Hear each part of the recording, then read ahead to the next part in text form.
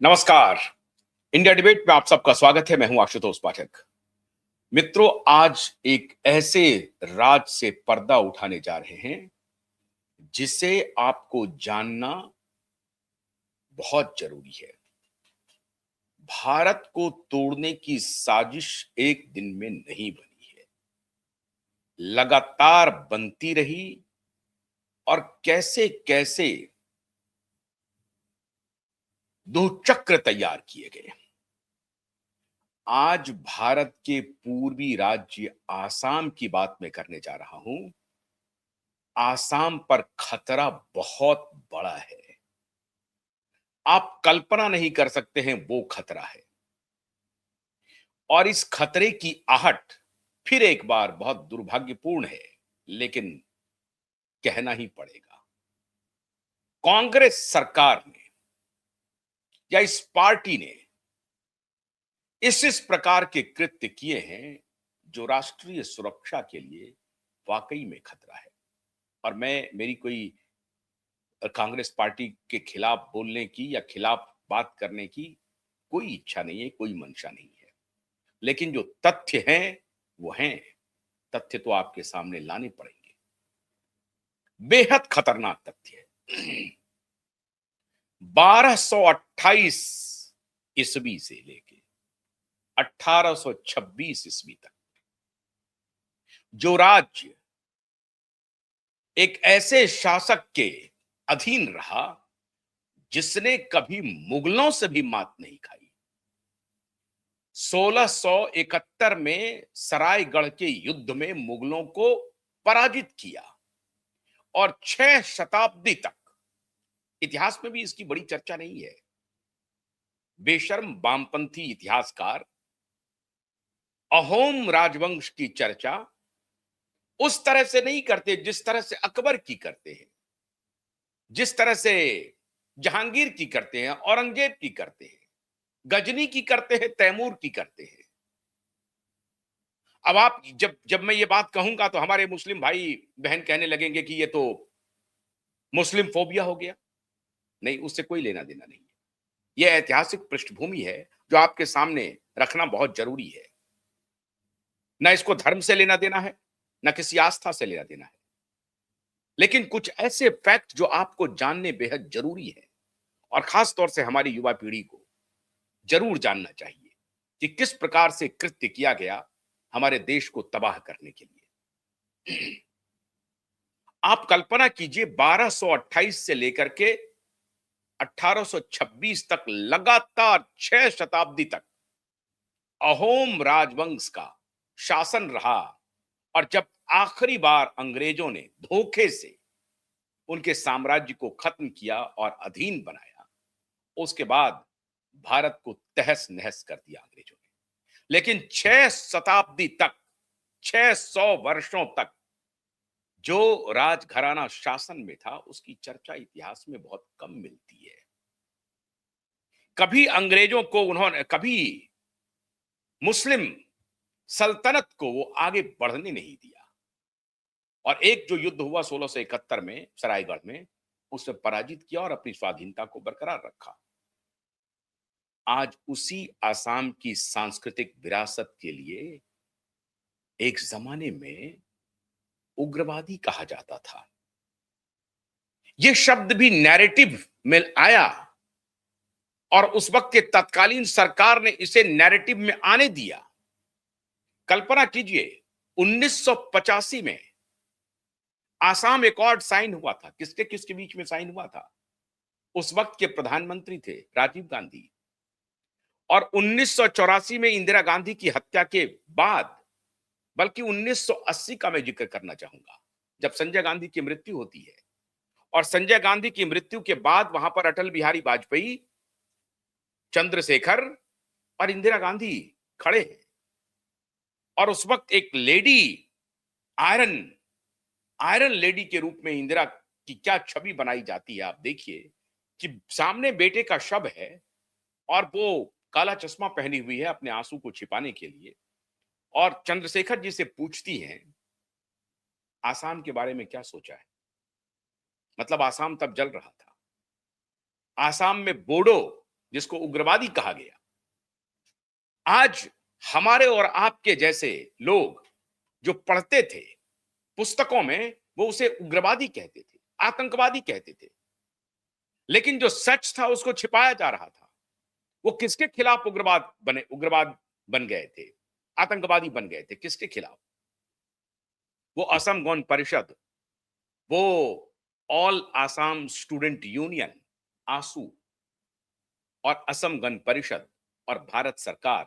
इंदिरा गांधी की मृत्यु के बाद 1980 में संजय गांधी की मृत्यु हुई, 1984 में इंदिरा गांधी की मृत्यु हुई, और 1985 में जब राजीव गांधी प्रधानमंत्री थे इंदिरा गांधी की मृत्यु के बाद, तो आसाम एकॉर्ड साइन हुआ और अंततः एक संधि हुई जिसमें यह तय हुआ कि 25 मार्च 1971 का डेडलाइन तय किया जाए। क्या था वो एकॉर्ड? 25 मार्च 1971 के बाद जो भी घुसपैठिया आसाम में आया है उसे बाहर निकाला जाए। मोटे तौर पर किस घुसपैठिया की बात हो रही है? बात हो रही है पूर्वी बांग्लादेश, पूर्वी बंगाल जिसे बांग्लादेश कहते हैं, उससे बड़े पैमाने पर घुसपैठिया आसाम में आके बस गए और उसे ट्रोजन हॉर्स लोग कहते हैं। ट्रोजन हॉर्स एक सॉफ्टवेयर का लोग इस्तेमाल करते हैं, ऐसा सॉफ्टवेयर जो लगेगा नहीं कि वो हानि करता है कंप्यूटर में, लेकिन वो आपके कंप्यूटर में घुस करके मालवेयर के रूप में घुस करके आपकी सारी वस्तु स्थिति, सारी इसकी जानकारी अपने लोगों को देता है, और जब चाहे तब आपका बन करके, आपको लगेगा कि नहीं कोई हानि करेगा, लेकिन आपका नुकसान अंततः करता है। वही ट्रोजन हॉर्स हुआ आसाम के साथ। ब्रिटिशर्स ने जो 1900 में पूर्वी बंगाल से, उस वक्त पूर्वी बंगाल था, बांग्लादेश नहीं था, वहां से जो लेबर को बुलाया था, वो खास एक धर्म विशेष के लेबर के, एक आस्था विशेष के लेबर को बुलाया था, वो धीरे धीरे धीरे धीरे आसाम में बसता चला गया। और उसके बाद तो आज बांग्लादेश बनने के बाद 1971 के बाद पूरा डेमोग्राफी चेंज हो गया। 2012 में एक दंगा हुआ, उस दंगा ने ऐसी परिस्थिति कर दी जिसकी आप कल्पना नहीं कर सकते हैं, और बड़े बड़े उसमें बुद्धिजीवी एक्सपोज हो गए। आऊंगा अभी 2012 के दंगे पर, लेकिन पहले अभी 1971 के बाद से जो आसाम की भौगोलिक स्थिति पूरी तरह से बदल गई, डेमोग्राफिक कंडीशन बदल गया, उसकी चर्चा सुन लीजिए, जिसके बारे में अभी हेमंत बिश्व शर्मा रैलियों में जा जा करके कह रहे हैं कि 34% आसाम की आबादी मुस्लिम आबादी है, जिसमें से 31% आबादी घुसपैठिया है। अब आप इसी से कल्पना कीजिए, आप टोटल आबादी जो मुस्लिम आबादी है वो 34% है, जिसमें से 31% आबादी घुसपैठिया है, जो 1971 के बाद आसाम में आया है। इसका मतलब जो बोडोलैंड की जो मांग करने वाले लोग थे, वो बोडोलैंड की मांग नहीं कर रहे थे, वो असल में आसाम की उस ऐतिहासिक विरासत को, उस सांस्कृतिक विरासत को बचाना चाहते थे, उस संस्कृति को बचाना चाहते थे, जिस संस्कृति में बेहतरीन तालाब, बेहतरीन नक्काशी का दार घर और न जाने कितनी वास्तुकलाएं थी, उसको बचाने की जद्दोजहद कर रहे थे वो बोडोलैंड मांगने वाले। उसी बोडोलैंड को जो वो कह रहे थे, असम गण परिषद और ऑल आसाम स्टूडेंट यूनियन की डिमांड थी कि 25 मार्च 1971 को डेडलाइन किया जाए, क्योंकि बांग्लादेश के गठन के बाद बड़ी तेजी से आसाम की डेमोग्राफी परिवर्तित हुई है, आसाम में बड़ी संख्या में मुस्लिम आबादी आई है। ये कहानी आज की नहीं है, ये कहानी आईएसआई और सीआईए के मॉड्यूल लगातार पिछले 50 वर्षों से आसाम में काम कर रहे हैं। उनका एजेंडा है कि इस 34% की आबादी को 50% में कन्वर्ट करो। आसाम एक मुस्लिम बहुल स्टेट बनाने की उनकी योजना है। बहुत करीने से काम हो रहा है मित्रों, और हमारे नेता कहीं और खो रहे हैं, हमारी ब्यूरोक्रेसी कहीं और कॉम्प्रोमाइज हो रही है, हमारा एडमिनिस्ट्रेशन कहीं और कॉम्प्रोमाइज हो रहा है। राष्ट्रीय सुरक्षा आपके सबसे पहले केंद्र में होना चाहिए आज के दौर में। और अब आसाम में आप कल्पना कीजिए 2001 से लेकर के 2016 तक 15 वर्षों तक एक नेता तरुण गोगोई की सरकार थी आसाम में। और उस दौरान सबसे ज्यादा डेमोग्राफिक चेंजेस हुए, सबसे ज्यादा। इतना मनोबल बढ़ा हुआ था। ये जो बदरुद्दीन अजमल है, ये जो इत्र के व्यापारी हैं, उनकी एक पार्टी है बजाबता, सिर्फ मुसलमानों की पार्टी है वो, बदरुद्दीन अजमल की। 2012 के दंगों का मैं जिक्र क्यों कर रहा हूं? 2012 में 4 बोडो नौजवान मोटरसाइकिल पर जा रहे थे और रमजान का महीना था, हालांकि उस वक्त जुलाई था। जुलाई में रमजान का महीना था, जुमे का दिन था, शुक्रवार का दिन था। 8 बजे रात में लोग कहते हैं कि उस वक्त लोग चांद का दीदार कर रहे होते हैं, लेकिन 1000 की भीड़ चांद का दीदार नहीं कर रही थी। तो 2 मोटरसाइकिल पर जो 4 नौजवान थे, 1000 की भीड़ ने 4 बोडो इन युवाओं को घेर करके लिंचिंग किया और इतनी बीभत्स हत्या की जिसका वर्णन मैं अपने मुंह से कर नहीं पाऊंगा। उसका नतीजा यह हुआ, सिर्फ वही नहीं, आसाम की, उसके बाद आसाम जलता रहा। 4.5 लाख लोगों का पलायन हुआ, हिंदुओं का पलायन हुआ। आसाम से हिंदुओं का पलायन हुआ, 4.5 लाख हिंदुओं का। सरकार किसकी थी? इसी तरुण गोगोई की सरकार थी। यही डेमोग्राफिक चेंज कर रहा था। और इसी तरुण गोगोई के सुपुत्र हैं गौरव गोगोई, और इन्हीं तरुण गोगोई के पुत्र वधू हैं एक ब्रिटिश महिला, और वो ब्रिटिश महिला का सीधा संबंध है पाकिस्तानी एनजीओ से। मुख्यमंत्री के घर में आईएसआई का एजेंट बैठा है, मुख्यमंत्री के घर में सीआईए का हैंडलर बैठा है, और वो पूरा डेमोग्राफी चेंज करवा रहा है। सरकारी संरक्षण से घुसपैठिया बांग्लादेश से आसाम पहुंच रहे हैं, और आसाम पहुंच रहे हैं, आसाम का हो रहे हैं, आसाम का खा रहे हैं, आसाम की वेशभूषा अपना रहे हैं, और उसके बाद जो असली आसामी है, जो असली बोडो हैं, उनको वहां से बाहर भगा रहे हैं। आसाम में इतनी ही आबादी थी कि आप कल्पना नहीं कर सकते थे। सरप्लस एग्रीकल्चरल लैंड था वहां की आबादी के लिए, मैक्सिमम सरप्लस एग्रीकल्चरल लैंड था। लेकिन इन घुसपैठियों ने वहां के अपने ही जो आबादी थी आसाम की, उसको धीरे धीरे विस्थापित करना शुरू किया। 2012 के दंगे के बाद सिर्फ वो दंगे की आग आसाम में नहीं रही, आजाद मैदान में, मुंबई में तो दंगाइयों ने अमर जवान ज्योति को लात से रौंद दिया, और जो उस अमर जवान ज्योति की वीडियोग्राफी कर रहा था, उसके ओवी वैन को तहस नहस कर दिया।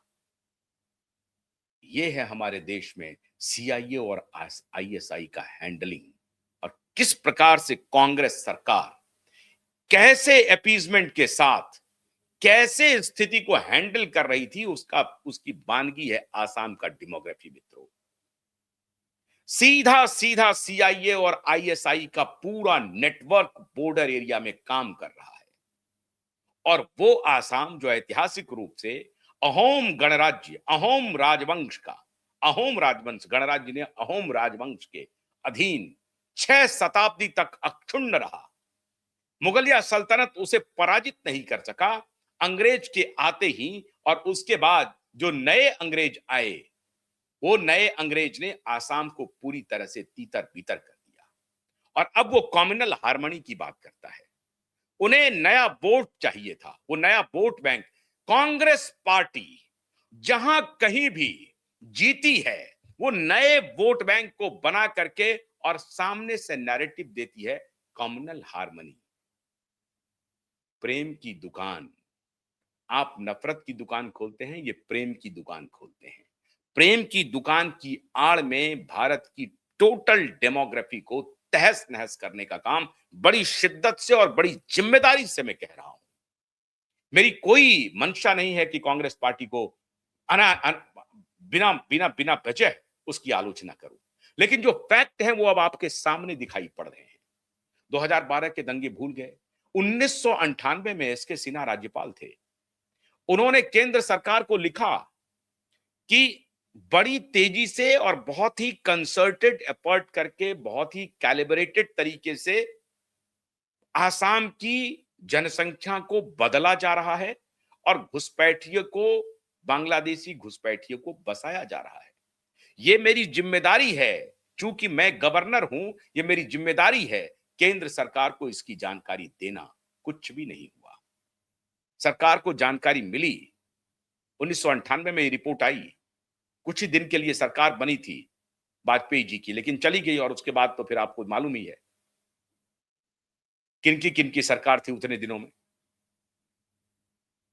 और उस सरकार को जानकारी दी गई गवर्नर के द्वारा। साफ साफ गवर्नर कह रहे हैं कि आसाम में डेमोग्राफी परिवर्तन हो रहा और ये मेरी नैतिक जिम्मेदारी है कि मैं केंद्र सरकार को इसकी जानकारी दूं। सब कुछ होता रहा, लेकिन बहुत चतुराई से आईएसआई और सीआईए के हैंडलर केंद्र तक बैठा हुआ था और जो कुछ भी वहां की जानकारी आती थी उसको रोक दिया जाता था। जो बोडोलैंड की मांग करने वाले थे, जो आसाम की रक्षा करने वाले थे, उसे उग्रवादी कह दिया गया और जो हिंसक था, जो हत्या कर रहा था, बीभत्स हत्या का दौर चला रहा था, उसे शांति प्रिय मसीहा कहा गया। जो हमारे देश में आकर के, हमारी जमीन पर आकर के कब्जा कर रहा है, 1.5 लाख एकड़ जमीन अभी के ऊपर वो कब्जा किया हुआ था। अभी असम की सरकार ने डेटा दिया है, 1.5 लाख एकड़ जमीन के कब्जे को हटाया गया है। बहुत कठिन डगर है मित्रों। ये सवाल हेमंत बिश्व शर्मा का नहीं है, सवाल मोदी का नहीं है, या सवाल ये कांग्रेस पार्टी का नहीं है।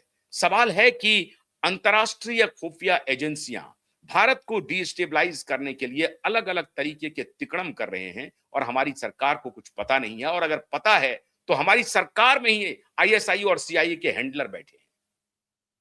मित्रों, अब खबर मिल रही है एनएसए डोभाल ने पूरा एक्शन बदल दिया है। और ये जो बात आ रही थी सीआईए, सीएए, एनआरसी, उसके पीछे की कहानी यही थी। ये असल में बना हुआ था पश्चिम बंगाल और आसाम के लिए। क्योंकि वहां जिस तरीके से, मैंने एक दिन पहले आपको बताया था कि बिहार के कुछ जिलों में जो कुछ चल रहा है वो भी मैंने बताया था, लेकिन अभी आसाम के बारे में तो और जी मैंने अपने सूत्रों से जब तहकीकात किया, जानकारी हासिल की, तो पता चला कि आसाम के लिए तो पूरी भारत सरकार एक्शन मोड में आ चुका है और एनएसए डोभाल ने पूरा तंत्र अपने हाथ में ले लिया है और देख रहा है एनएसए डोभाल। और यही एनएसए डोभाल हैं जो उस वक्त बड़ी भूमिका अदा किया था। इन्होंने पूरे नॉर्थ ईस्ट में शांति बहाली में एनएसए डोभाल की बहुत बड़ी भूमिका थी, बहुत बड़ी भूमिका थी। और हमारे एक जानकार रॉ के अधिकारी हैं, उनकी भी बड़ी भूमिका रही है। मैं उनका नाम नहीं ले सकता यहां पर, उनकी भी बड़ी भूमिका रही है। ऐसे अब एनएसए की तरफ से, नेशनल सिक्योरिटी एडवाइजर की तरफ से, नेशनल सिक्योरिटी एडवाइजर सिर्फ एक व्यक्ति नहीं है, उनकी पूरी टीम है। उन्होंने अब ये पूरा एक्शन ले लिया है अपने हाथ में और एक एक आईएसआई और एक एक सीआईए एजेंट की तहकीकात की जा रही है। और 1971 25 मार्च का जो डेडलाइन है उसको देख करके, ध्यान में रख करके ये पता किया जा रहा है कि 25 मार्च 1971 के डेडलाइन को कौन कौन परिवार मीट कर रहा है। अगर नहीं तो आपको आसाम छोड़ के जाना पड़ेगा। आप जहां से आए हैं आपको वापस लौटना पड़ेगा। आप ह्यूमैनिटेरियन ग्राउंड पर कोई कहानी नहीं बना सकते। हमारे देश में रह करके आप बलवा करेंगे, हजारों की भीड़ खड़ी करेंगे, 4 नौजवानों को बीभत्स तरीके से मारेंगे और उसकी आग मुंबई तक जाएगी, कर्नाटक तक जाएगी, आंध्र प्रदेश तक जाएगी, हैदराबाद में भी दंगे हुए और आप फिर सारे उम्मा को खड़ा करना शुरू करेंगे और दंगों का वातावरण तैयार करेंगे पूरे देश में। ये अब चलने नहीं दिया जाएगा। इसीलिए अब वो भीड़ इकट्ठा नहीं हो रही है। 15 साल तक तो तरुण गोगोई की ये जिम्मेदारी थी और ये 2001 से लेकर के 2016 तक जो गतिविधि हुई है, कम से कम डेमोग्राफी परिवर्तन को लेकर के, अब सरकार उसका डेटा तैयार कर रही है। और गौरव गोगोई बहुत लंबे नपेंगे। तरुण गोगोई तो अब इस दुनिया में नहीं है, लेकिन गौरव गोगोई बहुत लंबे नपेंगे। गौरव गोगोई निशाने पर हैं, आप मान के चलिए, क्योंकि गौरव गोगोई की तो पत्नी स्वयं पाकिस्तानी हैंडलर के साथ मिली हुई है। अब वो कह रही है कि नहीं नहीं, हमारा तो वहां एनजीओ है, ये है, वो है, वो कहानी है। सब सब इसी रूप में आते हैं, एनजीओ के ही रूप में काम करते हैं। गौरव गोगोई के पाकिस्तान एम्बेसी में आने जाने के पूरे फोटोग्राफ हैं, वीडियो हैं, सब कुछ है। एक मामूली यूट्यूबर अगर पाकिस्तान एम्बेसी आती है, जाती है, तो सरकार उसे उठा लेती है। मैं हैरान हूं, गौरव गोगोई से पूछताछ क्यों नहीं हो रही है? गौरव गोगोई की पत्नी को से पूछताछ क्यों नहीं हो रही है? उसका कोई रिश्ता है या नहीं है? खेल बहुत गहरा है मित्रों, और आसाम पर खतरा बहुत बड़ा है। अगर इस आसाम के खतरे को ठीक से हैंडल नहीं किया तो अभी 34% है, कुछ ही दिनों में वो 40% होगा और फिर 50% में तब्दील कर जाएगा। सवाल ये नहीं है कि भारत के जो हमारे मुस्लिम भाई बहन हैं, उससे हमें ना तो कोई आपत्ति है, ना किसी को होनी चाहिए। लेकिन बाय डिजाइन अगर घुसपैठिए को बहाल किया जा रहा है कि इस होमलैंड को कब्जा करना है, जो 600 वर्षों तक मुगल सल्तनत नहीं कर सका, 1226 से ले 1228 से लेकर के 1826 तक मुगल सल्तनत नहीं कर सका, वो अब आईएसआई और सीआईए करवाना चाहता है। पूरा डेमोग्राफी चेंज करवाना चाहता है।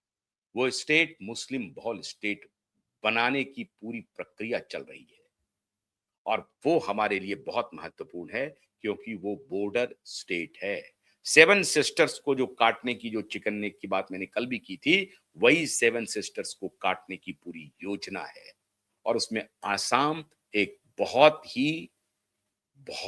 ही ऐसे स्ट्रेटेजिक लोकेशन पर है, जो भारत के लिए बहुत खतरनाक हो सकता है अगर आसाम के खतरे को हमने भांप करके उसको दूर नहीं किया। लेकिन आपको डरने की जरूरत नहीं है। एनएसए डोभाल सजग हैं, और आसाम की परिस्थिति बदलने वाली है। बहुत बहुत शुक्रिया। नमस्कार।